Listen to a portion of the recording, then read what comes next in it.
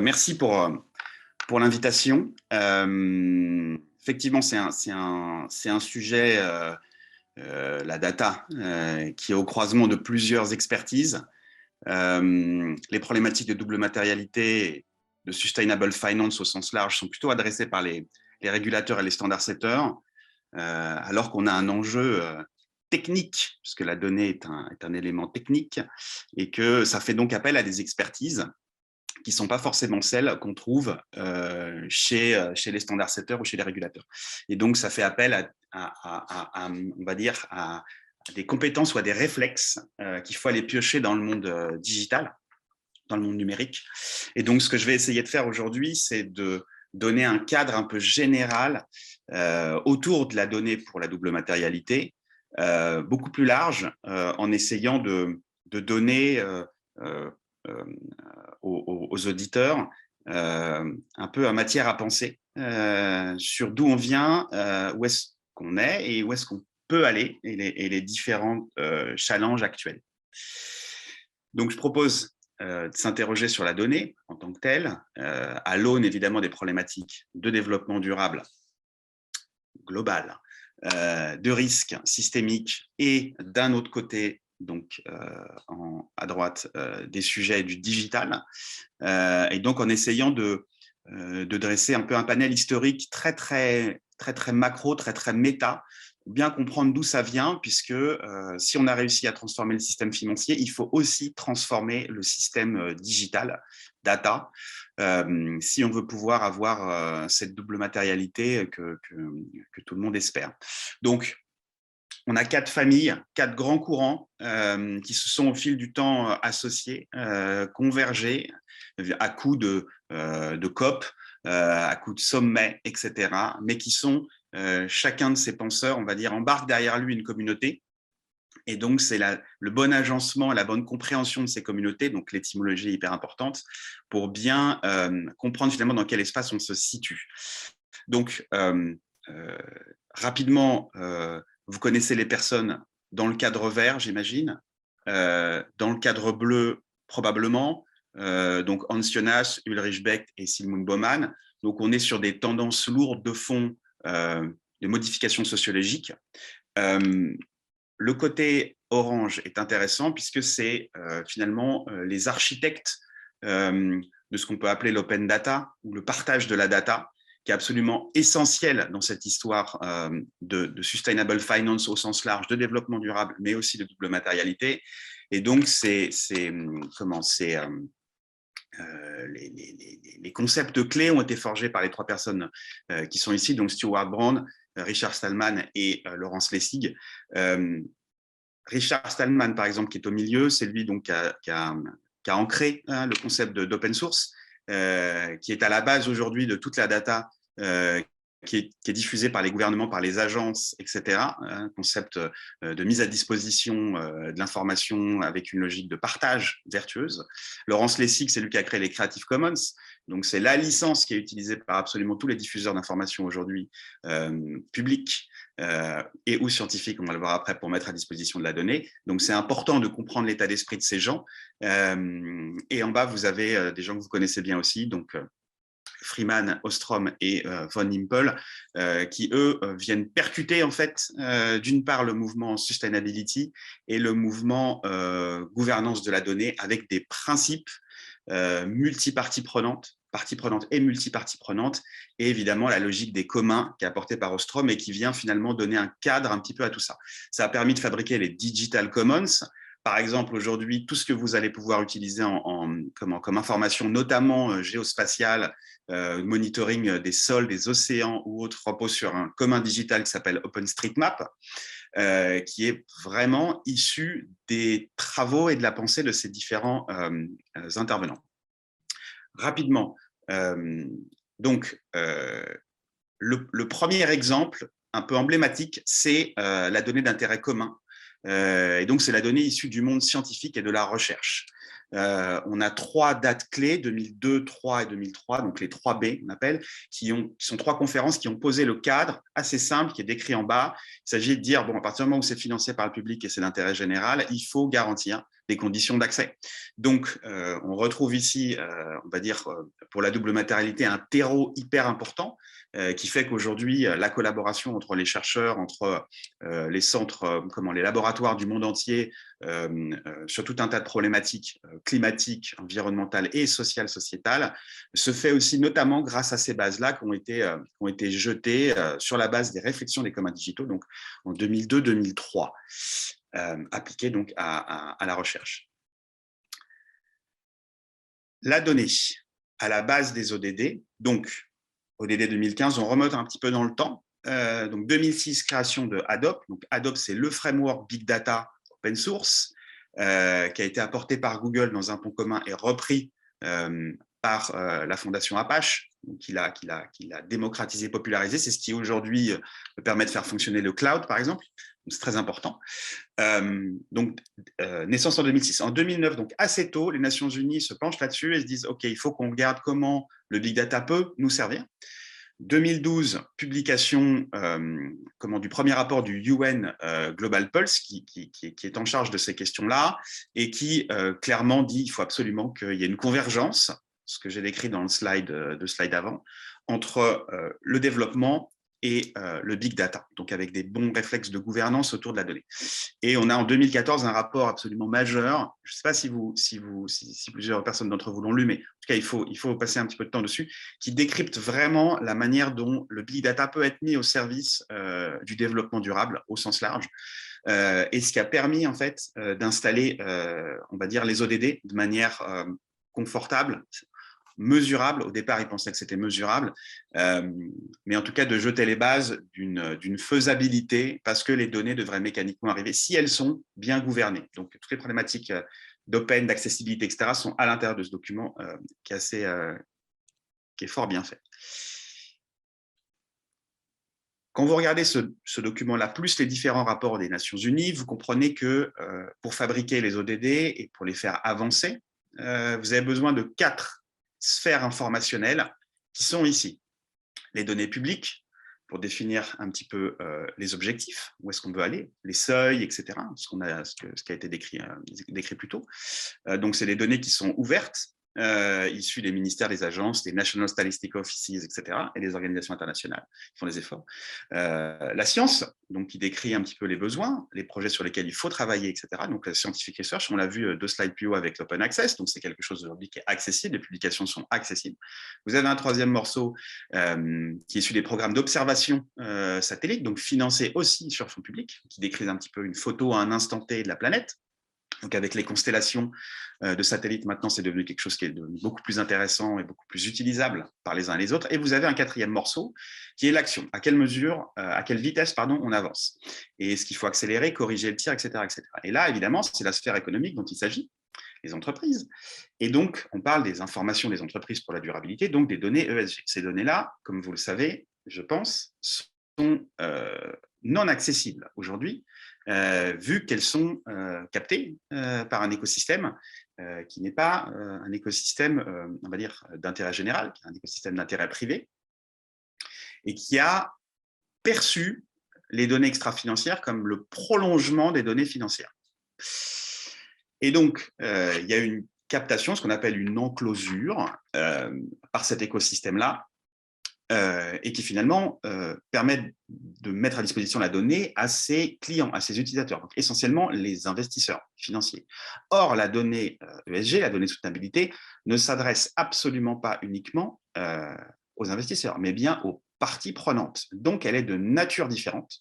Et c'est pour ça qu'on a une tension aujourd'hui très forte sur que veulent-ils, que font-ils, participent-ils à l'effort commun, sont-ils un vecteur de greenwashing, etc., etc. Donc, il y a tout un tas de réflexions qui sont liées intrinsèquement à la nature des gens qui aujourd'hui possèdent ces informations et fabriquent des indicateurs à partir de ces informations.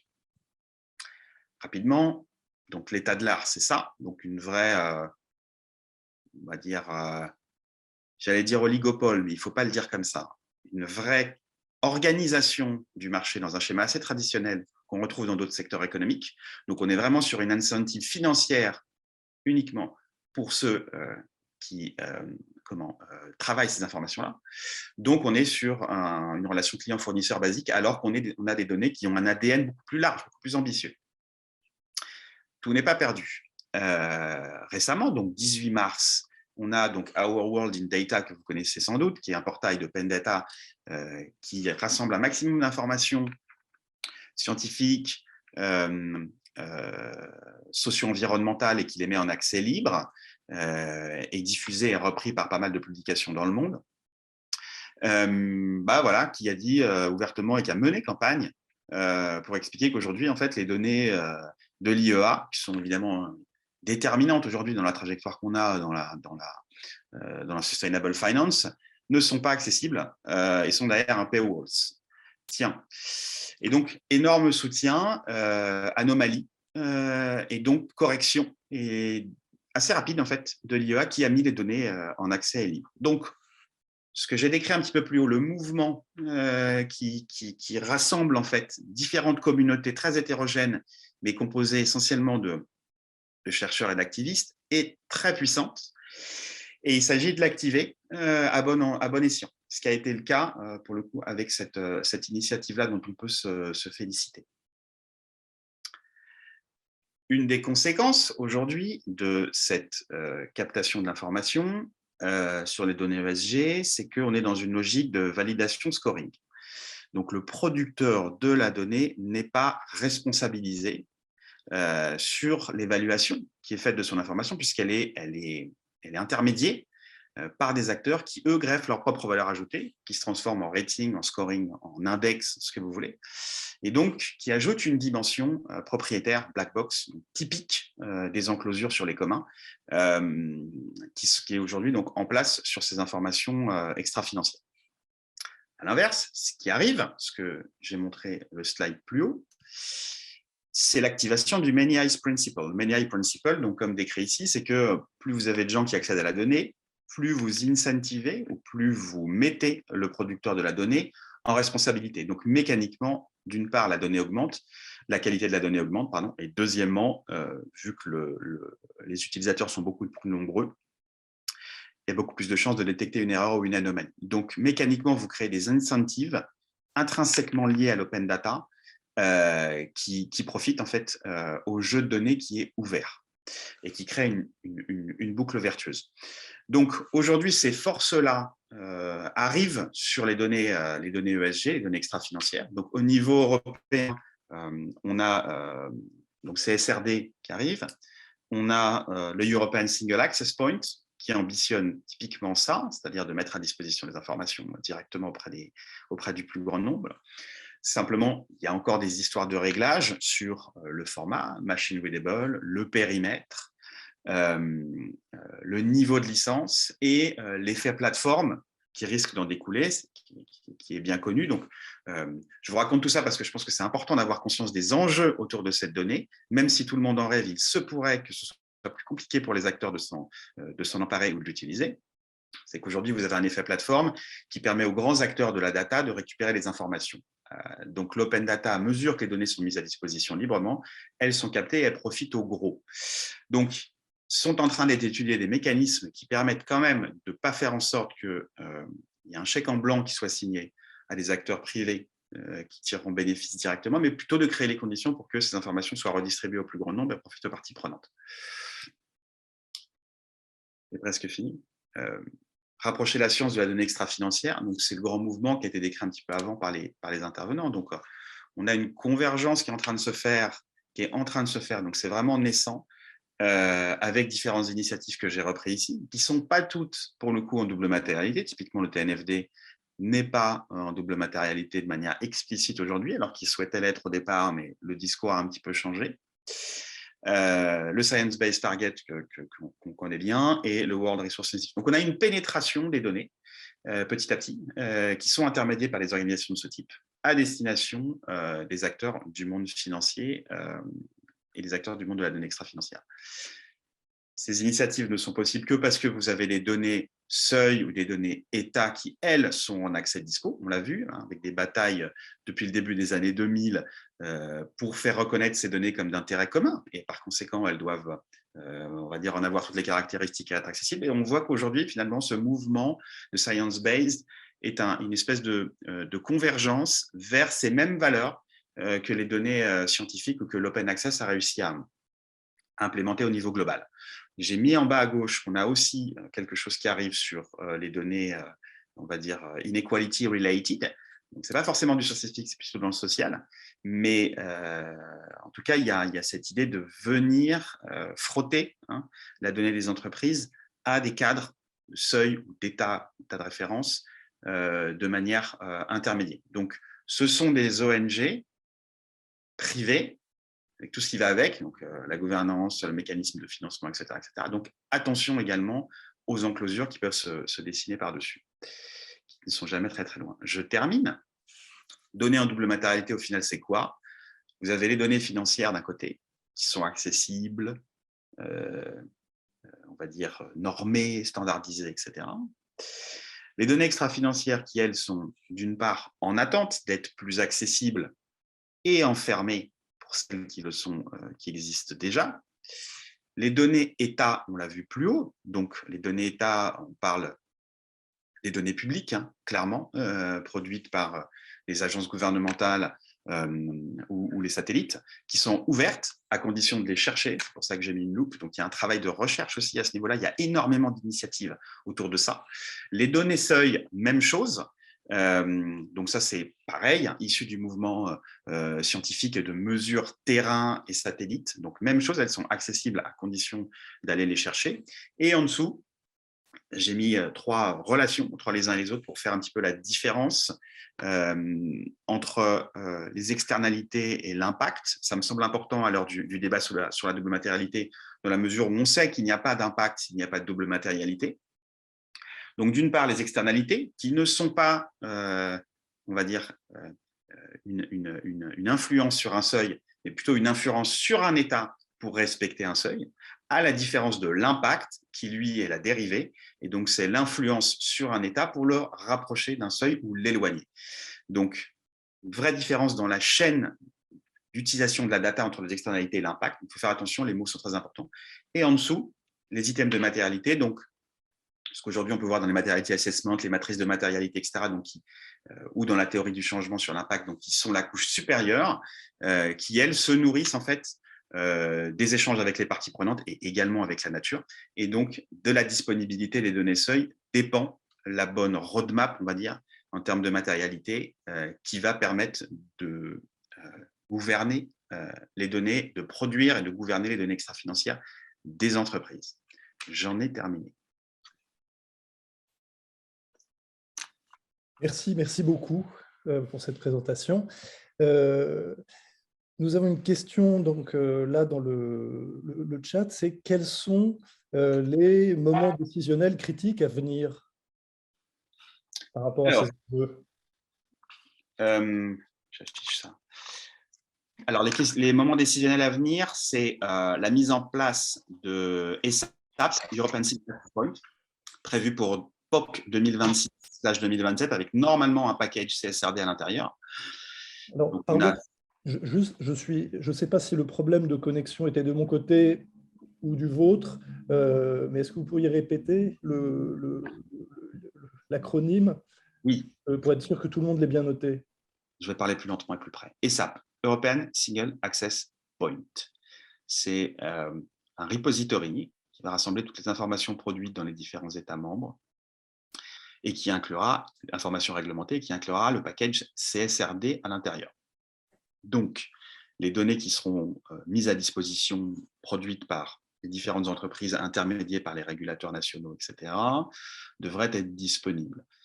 La question, c'est dans quel format? Est-ce que ce sera machine readable ou pas? C'est-à-dire, est-ce qu'il y aura une taxonomie sur ces données, comme ça peut être sur la donnée financière, auquel cas elles ne seront pas machine readable, ce qui laissera tout l'écosystème en dépendance vis-à-vis de ceux qui récupèrent et structurent la donnée. Il y a cette échéance-là. Juste, je rappelle toujours, parce que c'est important, que la SEC, au début des années 2000, a créé son Open Data pour les données financières qui s'appelle EDGAR, dans l'idée de démocratiser l'accès aux informations financières, qu'entre 95 et 97% du trafic sur EDGAR est fait par 5 robots. Ces 5 robots sont les robots des big data providers, etc., etc. Donc, vous avez compris qu'en fait, il n'y a pas eu il y a eu une concentration, on va dire, il n'y a pas eu de démocratisation de l'utilisation des données. Donc, Open Data sans gouvernance, sans licence, permet de renforcer en fait la barrière. Et donc, on a ce mouvement-là qui est important d'avoir en tête et qu'on va retrouver sur les données ESG automatiquement.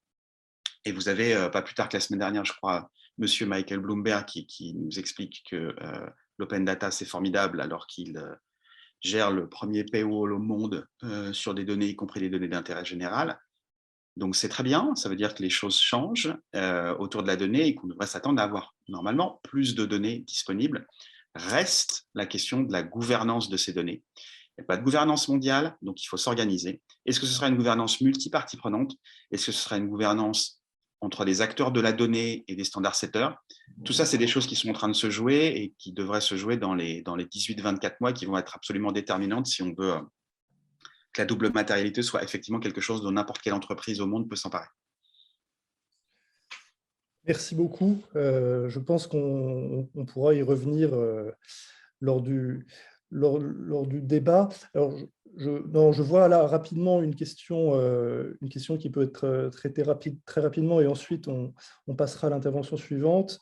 Une question de Hugues Chenet qui demande s'il est possible de clarifier ce qui a été évoqué entre messieurs Bloomberg et Macron sur cette histoire d'accès aux données. Alors, donc, c'est les données climatiques, hein, essentiellement, les E. Donc, là-dessus, on a en fait la volonté, si vous voulez, d'annuler le débat autour des différentes interprétations de données par les différents data providers qui, en fait, posent problème quand vous devez faire du reporting, notamment SFDR à la fin, en fonction de quel fournisseur vous avez utilisé, vous n'avez pas les mêmes informations. Et donc, ça veut dire qu'il faut qu'il y ait une couche sous-jacente qui soit commune. Et donc, l'idée ici, c'est de pouvoir créer un jeu de données commun autour du E. Maintenant que la SEC s'est mis, entre guillemets, dans la roue de la Commission européenne sur les scopes 1, 2, 3, etc. Donc, on va dire les planètes s'alignent pour avoir un jeu mondial sur les données. Donc, tout de suite, vous avez un effet gouvernance qui se met en place. Donc, il faut être très attentif à la gouvernance qui va se structurer. Est-ce que les parties prenantes vont être incluses ou pas? Est-ce que ça va être de l'open data? Si oui, de quelles données? Pour l'instant, c'est absolument pas clair. Les données qui seront mises à disposition. Ça peut très bien être des reportings du type TCFD que vous ne pouvez absolument pas utiliser, même si vous avez des données intéressantes à l'intérieur. Donc, attention à ça. L'idée, c'est que ce ne soit pas que les informations qui soient, on va dire, voilà, on les a mis à disposition, mais elles sont absolument inutilisables. C'est souvent le cas, en fait, aujourd'hui. Donc, attention à ça.